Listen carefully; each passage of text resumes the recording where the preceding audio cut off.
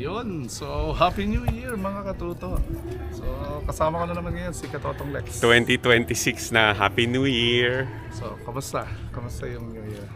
Ayos naman. So ngayon ay Year of the Fire Horse. Anong year ka pa pinanganak? Year of the Fire Dragon. So it's another new year talaga for the Fire Dragon. So would you think na swerte yung Year of the Dragon? Yeah, it is. I can feel that. There's an energy that I can, feeling positive. So speaking of energy, may knock-knock muna ako. Ano yun? Knock-knock. Who's there? Parawagan. Paluwagan? Parawagan. Yung, kasi akit tayo sa Mount Okay, Parawagan. Paluwagan. Akala ko 5'6". So, Parawagan. Paluwagan who? Parawagan ka na lang ba? O magiging katotohanan pa? I think that's your last. And start pa ngayon ang New Year kaya we Okay, should okay. start the New Year. Pero kidding aside, ano daw ito this is sa numerology, this is the start. This is really a new beginning. Okay, ang plan natin ngayon is akyat tayo sa Mount Parawagan. Are you familiar with Mount Parawagan? Hindi. Taga rito ko, tapos hindi mo alam. Grabe. So actually, nakita namin siya dati. Pero this time kasi titingnan natin kung ano na yung development doon sa lugar. So check natin kung ano yung mga hindi pa sementadong daan, ano yung mga nadagdag. So later, we will discuss kung ano yung mga changes. Forgive me kasi always a first time. Okay. kahit dekada na akong taga Montalban, pero it's always my first time. So currently, nandito tayo sa Barangay Burgos.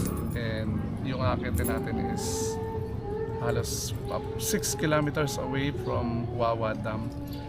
Akit tayo hanggang dun sa medyo gitnang bahagi ng Mount Parawagan. And then we will trek along the way until ma-reach natin yung summit. So yung summit is around 480 meters, I think, above sea level. Katoto, amazing yung Montalban kasi marami siyang mountain. Ako nga, di ba, hindi ko nga alam na there's a lot of mountains in here. Pansin ko nga kasi may bundok ka na. Anyway, so wag na natin patagalit. Tara na. So gamit namin Bye! ngayon Let's go! Let's go! Let's go!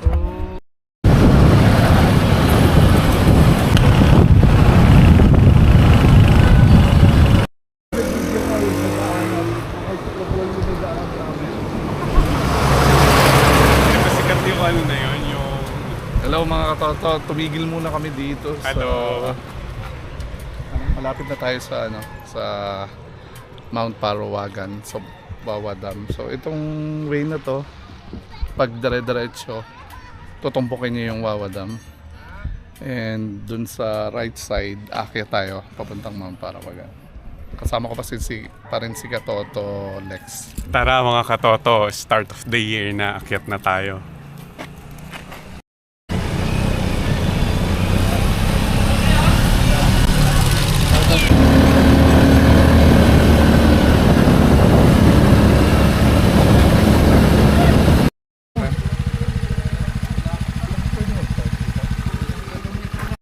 So, ayun na nga. Nandito na tayo sa Acacia, Katoto Lex. So, iniwan muna natin yung motor doon. Actually, pwede naman tayong umakyat kasama yung motor. Pero para exercise na din. So, nandito tayo sa Acacia. So, parang jump off point. Useful ito. So, nandito yung mga registration. And pag weekdays, so meron mga nagtitinda dito sa lake. Ito, copy in time. And approximately mga 4 to 5 kilometers pa tayo to the summit. So diretso doon, lalakarin natin. Ito. Easy trek lang ito. So yeah, beginner. So this is like parang 3 out. I think 1 to 3 or out of 9. Para start of New Year, medyo ano lang tayo. Warm up conditioning. So tara na. Akit na tayo. Let's go! Let's go.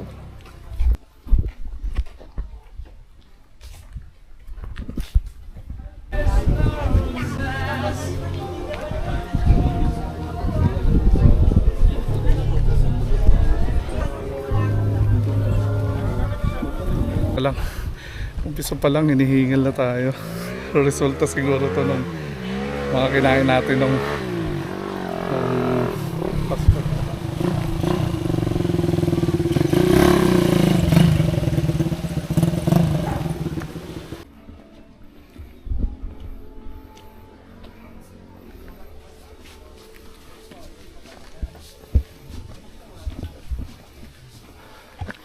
Day tour, ayun.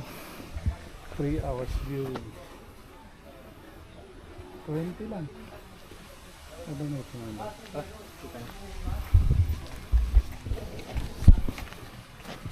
Mountain Dew sa'yo. Okay, naman po. Tubig lang po. Mountain Dew, Coke, tsaka tubig. So,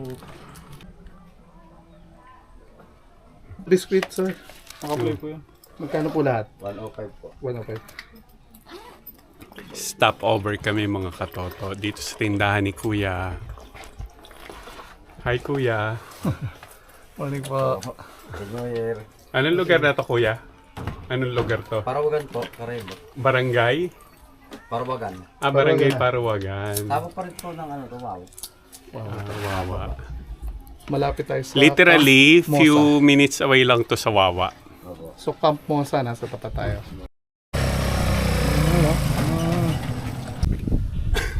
Kasi pagkakaiba at kapapatid, ayaw ng TikTok ng mga ganun-ganun.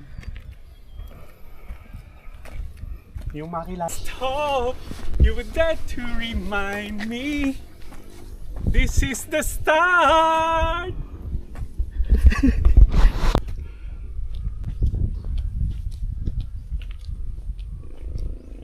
Lahating bahagi nito, sementado na. Kakatapos lang natin umakyat doon sa medyo matarik na akyatan. So nasa gitnang bahagi na tayo. Papalapit na tayo sa grotto. Camping site. So ginraider nila yung pavement. So kung mapapansin nyo, patag na siya. Dati, uneven pa to yung surface. Mas mabilis nang akyatin to gamit yung bike. And kung nagte-trekking ka like kami, nilakad lang namin mula doon sa Acacia. Kung dalhin mo yung motor mo dito, automatic or mga manual na motorbikes, kayang-kaya na ngayong umakyat. Oh, lalo na pag hindi maulan. And may ongoing construction kaya lang putol-putol. Ito pa rin, no. So may mga konkreto na, pero may mga ilang portion na hindi pa rin siya sementado. So ayan, makikita nyo ito. So, ginandahan nila, malaki yung yung bakal niya malaki. And I think this is 10 inches, more than 10 inches. So makapal siya. Ito, more than siguro more than 20 mm. If I may see. Ganda yung bana nila. Tapos continuous pa yung development.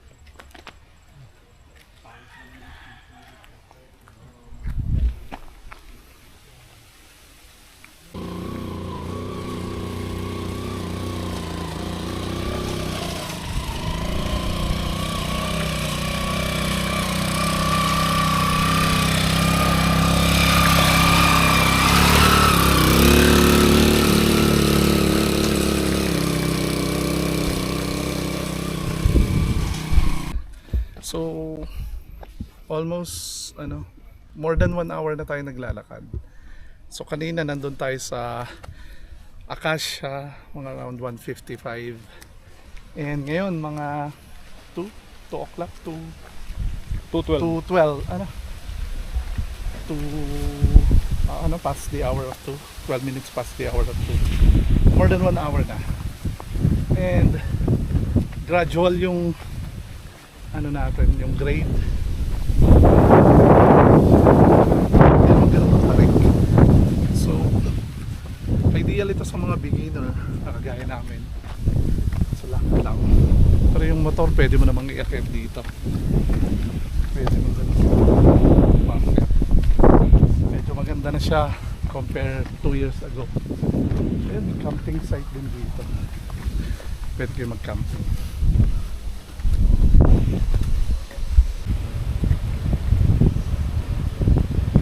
Nakakahingal. Pero kaya naman mo, baka na kasi pagpabalik maano. Okay lang, walang gas pabalik kasi palusong naman eh. Tindahan doon, ano? Hindi ko lang alam. Iniwan namin yung motor lang sa Akasya eh. Doon ako. Nilakad lang namin. Naglakad lang kami para exercise. Ano, hindi kayo taga rito? Ano po kami piste? Dito lang po sa Eastwood. Ah, stud lang. Akala ko hindi kayo taga Montalban. Sabihan na lang namin kayo pag nadaanan namin. Sige po, thank Kasi you po. babalik naman agad kami.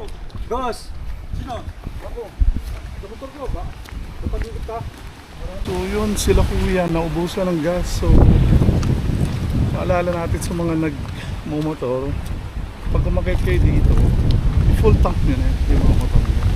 Kasi hassle yun, wala kayong makahanap dito. Aberya. And big upside dito. So, lapit na tayo sa grotto. So, ilang minutes na lang. Mararating na natin yung grotto. And mama, matsumi, it's alright.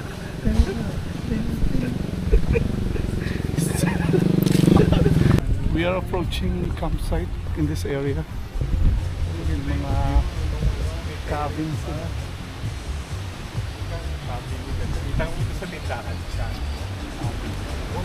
So mga katoto, ito yung masarap dito, yung nararamdaman mo yung sariwang hangin humahampas sa paa mo, sa katawan mo. Preskong-presko yung pakiramdam. Ngayon ay past 2 PM na, pero hindi ganun katarik yung yung araw. Hindi rin masakit yung yung init. Ito yung mga typical na climate na gustong-gusto ng mga umaakyat, lalo na sa ganitong mga beginners na kagaya namin. And I recommend this sa mga beginner, yung kagaya namin na aakyat itong mga Parawagan. So nakaka-burn siya ng calorie. So itong portion na to medyo hindi pa naaayos. So kung mapapansin nyo, medyo malalalim yung puka. And sinaserve, bumaba muna si Ma'am kasi delikado. So naka-conduct lift sila. So, ingat sa parte na to.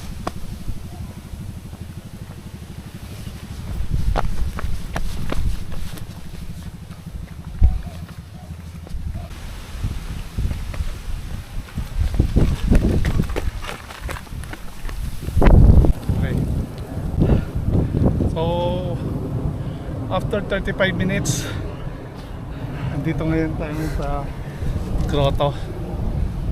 I'm not feeling the hingal. So pagod ako, yung heartbeat ko 158, pero good naman, kayang kaya. Yung heartbeat ko naman okay naman. Aray ko. Okay, so tara na.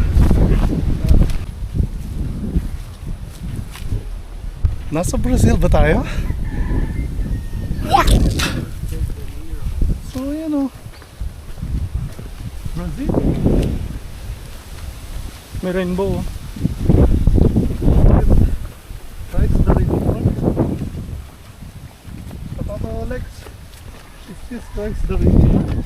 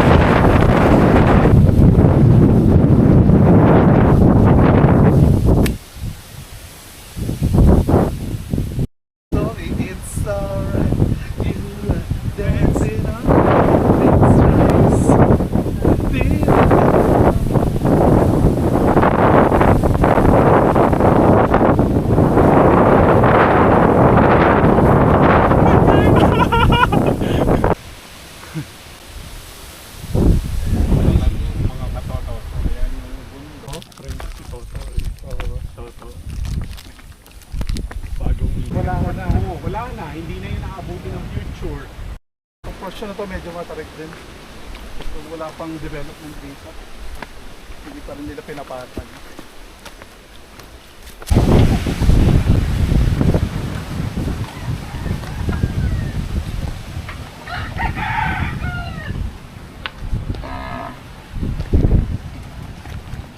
Welcome. tayo. Ah. Hello! Wow. Welcome. Kamusta? Hello!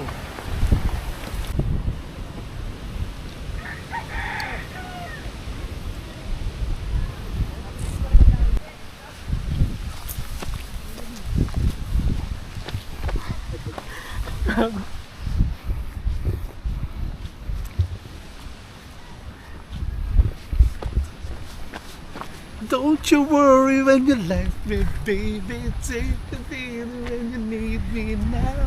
Since tomorrow and tonight going, I love you to meet me at the Pilapate. The Pilapate.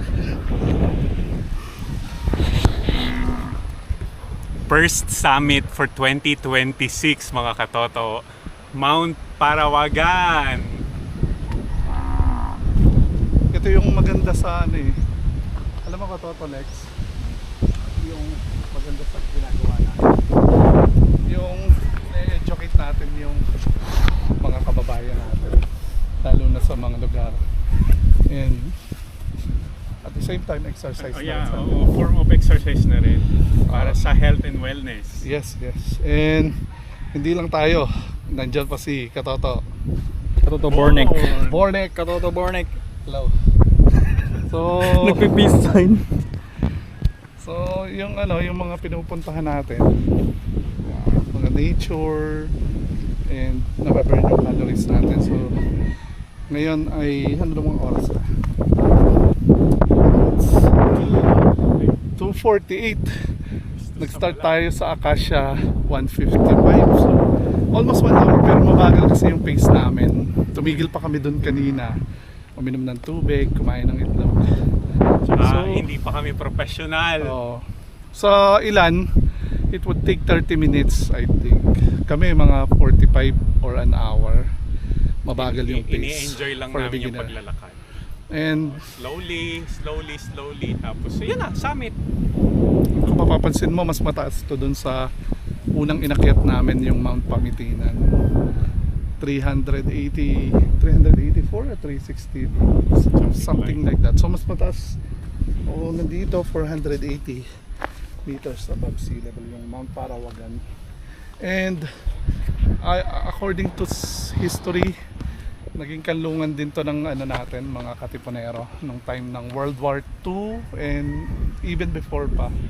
So parang nagsilbing kanlungan din to kasi yung forces manggagaling dyan sa Manila. So itong area na to, Manila. So maganda yung location na to. Very strategic tong location na to, lalo na nung panahon ng gera. So may advantage siya sa ganitong lugar. And ganun pa din, makikita mo yung mountain range natin, Sierra Madre. Napapalibutan tayo ng Sierra Madre and business district doon sa side. So kung makikita mo yun yung Ortigas area, makikita natin. And sa baba yung Montalban. 360 view ito. So, Montalban, 360 view. Again, we encourage you na pumunta dito sa Mount Parawagan. So kami ni Katoto Lex, first hike namin ulit.